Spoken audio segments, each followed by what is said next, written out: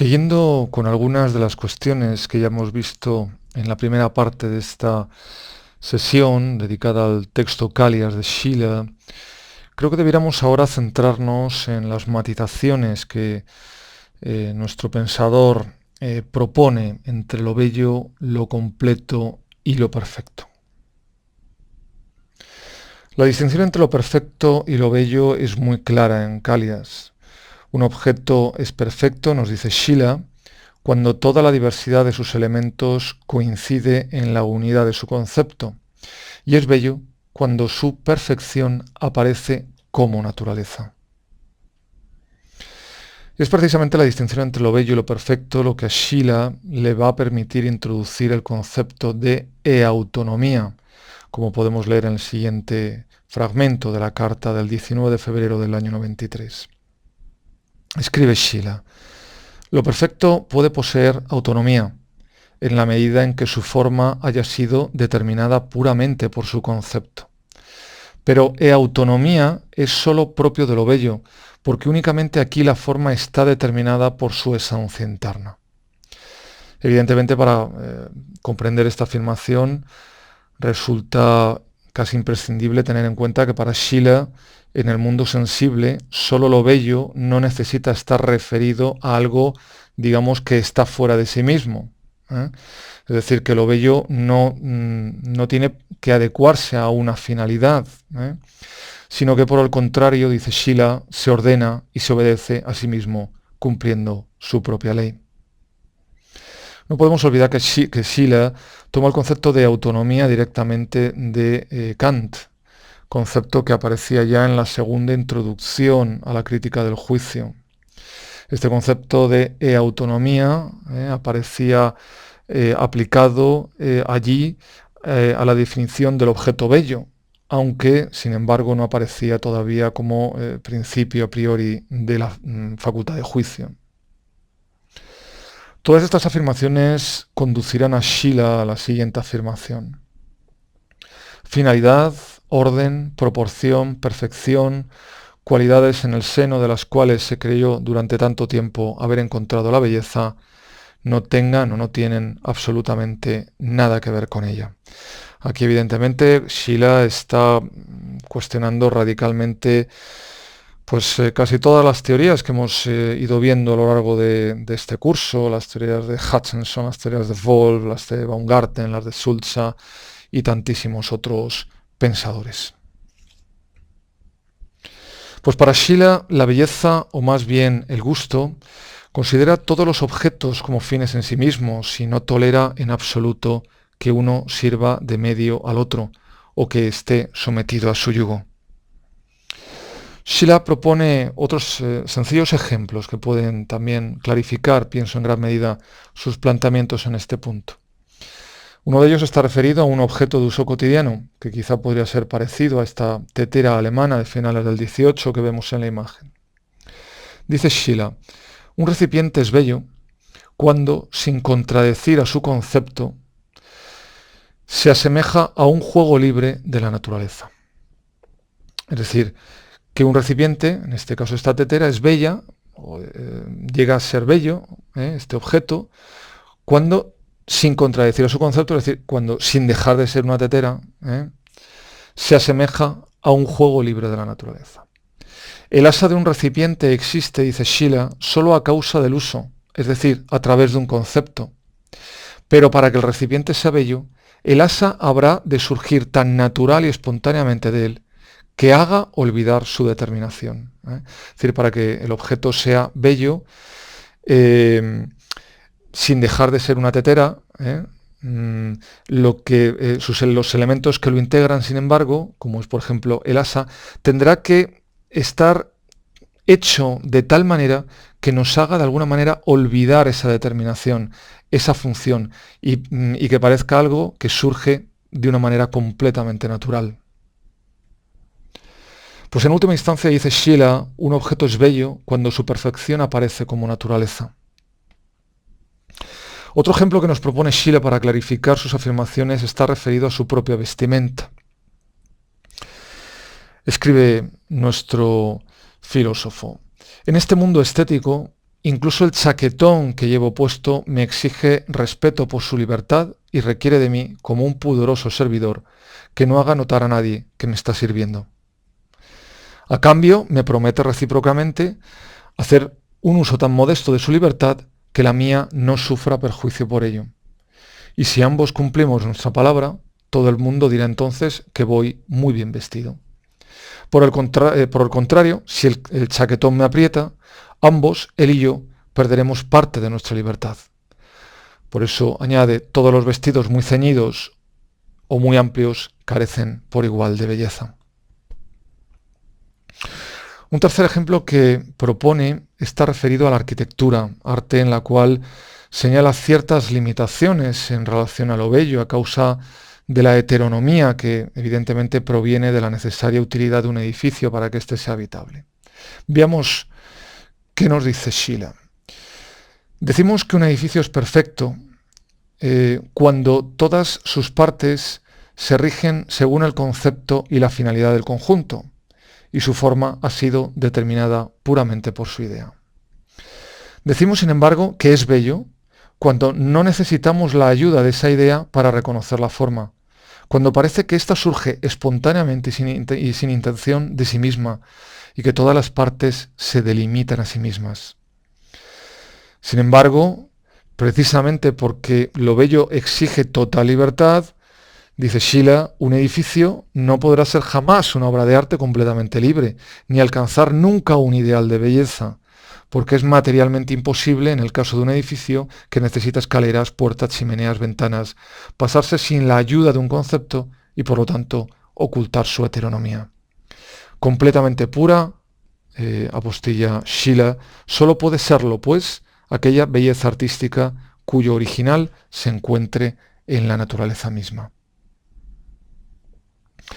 Muchas de las consideraciones que ya hemos comentado nos llevan también a reparar en un concepto que asume un importante papel en el pensamiento estético de Schiller y que es el de armonía. Concepto que define él de la siguiente manera. En eso consiste precisamente la armonía, en el hecho de que cada uno se impone por su libertad interior justamente aquella restricción que el otro necesita para manifestar su libertad. De modo que un paisaje, dice, estaría compuesto con belleza, cuando cada una de las partes de que consta hace juego con las demás, de tal manera que cada una se impone su límite a sí misma, y el conjunto es así el resultado de la libertad de lo singular. Asimismo, dice Schiller, una versificación es bella cuando cada uno de sus versos se da a sí mismo su longitud y su brevedad, su cadencia y su cesura, cuando parece que ninguna palabra ni ningún verso tiene en cuenta a los demás, que existen meramente por sí mismo y sin embargo todo el conjunto resulta como acordado de antemano. Consideraciones todas estas que nos permiten entender el porqué de la identificación que aparece en esta obra del reino del gusto como reino de la libertad, es decir, de por qué el bello mundo sensible sería símbolo de cómo debiera ser el mundo moral. Siguiendo sus propias palabras, dice, todo ser natural, bello, a mi alrededor es un ciudadano feliz que me increpa, sé libre como yo.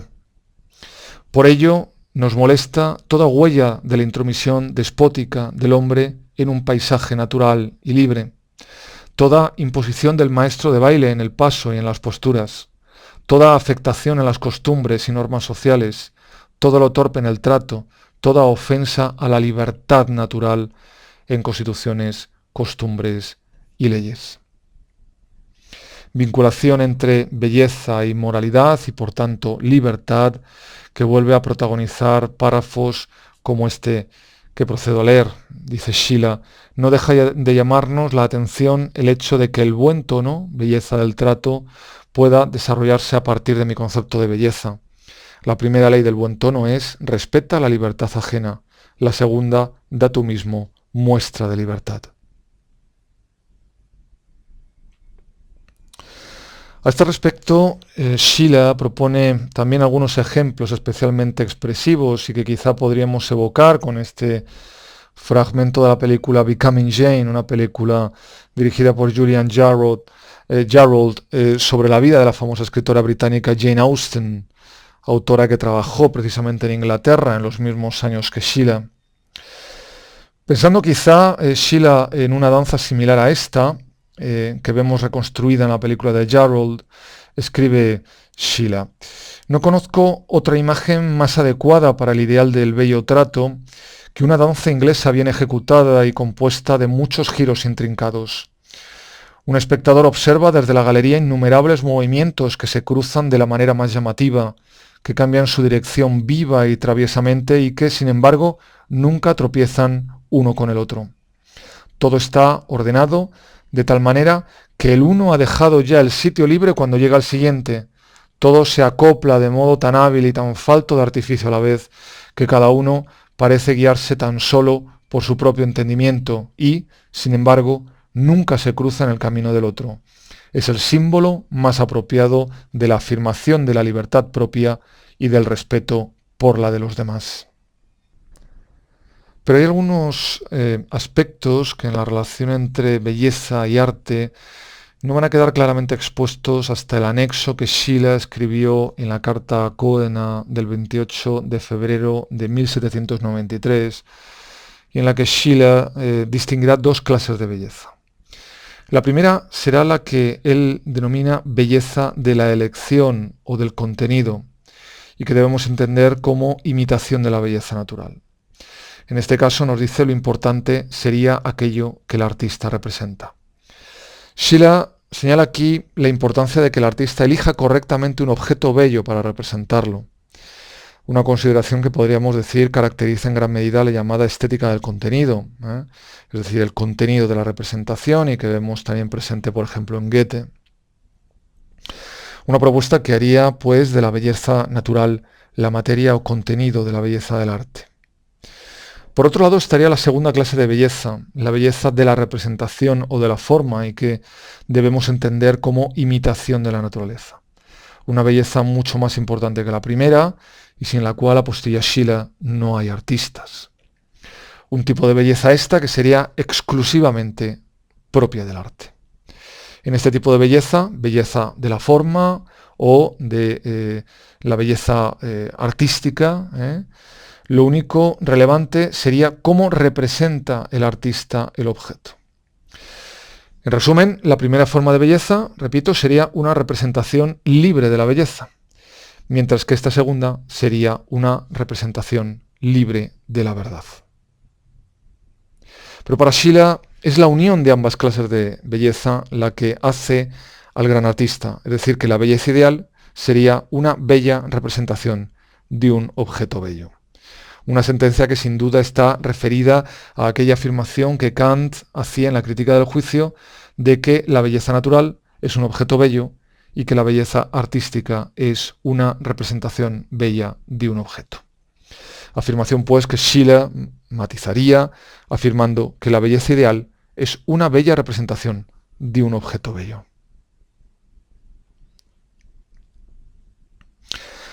Según nuestro autor, un producto artístico es bello si representa con libertad un producto natural, teniendo en cuenta que un objeto está representado con libertad cuando se presenta ante la imaginación como si estuviera determinado por sí mismo.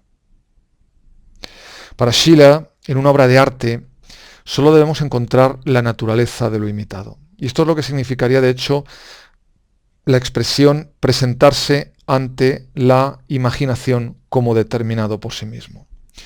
Sin embargo, advierte, en cuanto la materia o el artista inmiscuyen sus naturalezas, el objeto representado no aparece ya como determinado por sí mismo, sino que sufriría de heteronomía.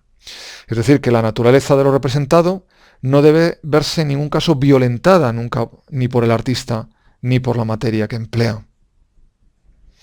Con lo que solo puede decirse de un objeto que ha sido representado con libertad cuando la naturaleza de lo representado no se ha visto perjudicada en absoluto por parte del representante. Pondremos algunos ejemplos también a continuación para clarificar estas afirmaciones. Para Sheila, en cualquier caso, existiría heteronomía cuando la representación aparece determinada por la materia, es decir, por el medio con la que se ha ejecutado. De esta manera, si en una estatua, escribe, hay un único trazo que pone en evidencia la piedra y cuyo fundamento no se encuentra, por tanto, en la idea, sino en la naturaleza de la materia, la belleza resulta dañada porque existe heteronomía.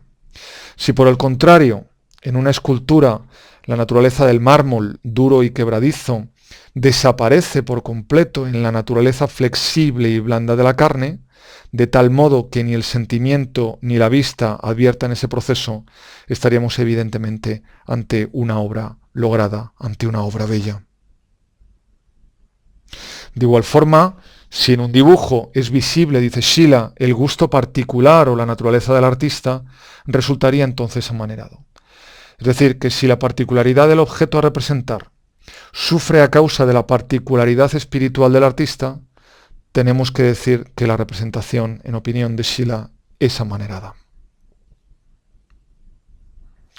Y de hecho, frente al amaneramiento, contrapone Schiele la idea de estilo, que no sería sino la máxima independencia de la representación frente a toda determinación subjetiva, porque para Schiele la pura objetividad de la representación es la esencia del buen estilo y además el más elevado principio de las artes. Y en base a esto, Schiele establece una jerarquía entre los artistas, entre los grandes artistas, artistas mediocres y malos artistas. Podría decirse entonces, dice Schiele, que el gran artista nos muestra el objeto. Su representación, dice, posee objetividad pura. Que el mediocre artista se muestra a sí mismo. Su representación posee subjetividad. Y que el mal artista muestra su materia, la naturaleza del medio y las limitaciones del artista, en este caso, determinan la representación. Para aclarar un poco este posicionamiento, Schiele pone también algunos ejemplos. Uno de ellos está centrado en un comentario sobre la interpretación que hicieron actores como Schroeder o Konrad Eckhoff, y respecto a los que dice Schiele lo siguiente. Eckhoff fue, por decirlo así, el mármol a partir del cual su genio forjara un Hamlet. Y, al desaparecer su persona, la del actor, sumergida por completo en el personaje artístico de Hamlet, al apreciarse únicamente la forma, el carácter de Hamlet, y no la materia, es decir, lo que sería la persona real del actor, al ser todo en él pura forma, es decir, puro Hamlet, diríamos entonces que representó bien su papel. Su representación hizo gala de un gran estilo porque, en primer lugar, fue completamente objetiva y no se inmiscuyó en ella nada subjetivo. En segundo lugar, porque fue objetivamente necesaria, es decir, no accidental.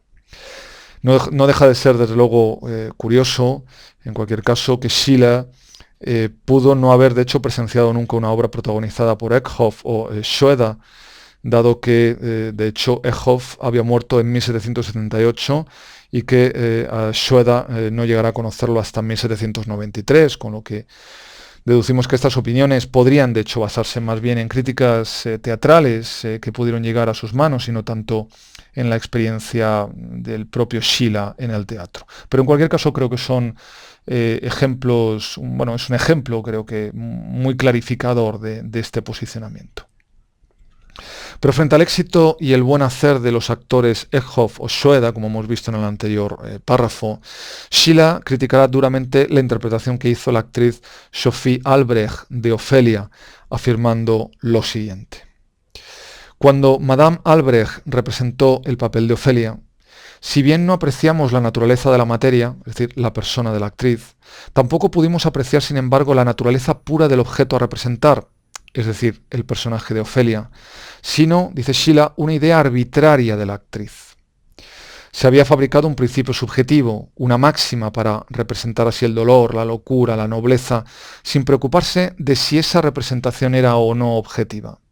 Mostró, dice Schiele, tan solo amaneramiento, pero no estilo.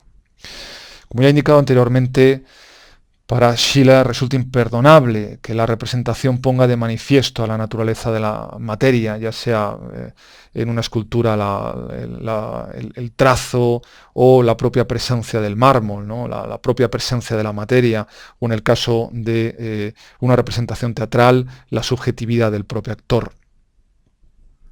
Y de ahí su feroz crítica a la actuación del actor Bruckl representando el papel de un rey, en el que veríamos, según escribe Schiller, cómo la naturaleza del medio domina sobre la forma, es decir, el papel del rey.